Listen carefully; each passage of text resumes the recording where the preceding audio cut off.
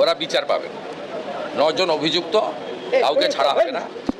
CBI মামলা নেওয়ার মানে কোর্ট অর্ডারে তো সিবিআই নিয়েছে।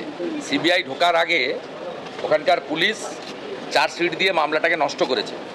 আমি পিটিশন নিয়েছি, এসপি রানাঘাটকে নির্দেশ চলে গেছে। দর্শক, আজকের ভিডিওতে মাননীয় মুখ্যমন্ত্রী শুভেন্দু অধিকারী কি বললেন চলুন ভিডিও দেখুন। এই ভিডিও দেখার পরে আপনাদের কি মতামত নিচে কমেন্ট বক্সে লিখে অবশ্যই জানাবেন এবং এই ভিডিওটা বেশি বেশি করে হোয়াটসঅ্যাপ ফেসবুকে শেয়ার করে দিবেন।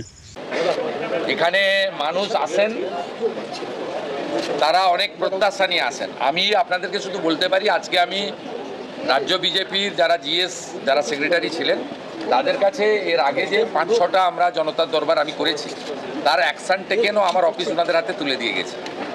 অর্থাৎ শুধু দেখনা হয় সোচনা হয়তো আমরা বিশ্বাস করি না, আমরা করনা হয়তো বিশ্বাস করি। তো অ্যাকশান টেকেন রিপোর্টও আমরা দিয়ে দিয়েছি। মোরাললেস 80% অভিযোগের সমাধান পশ্চিমবঙ্গের বিজেপি সরকার করতে পারছে।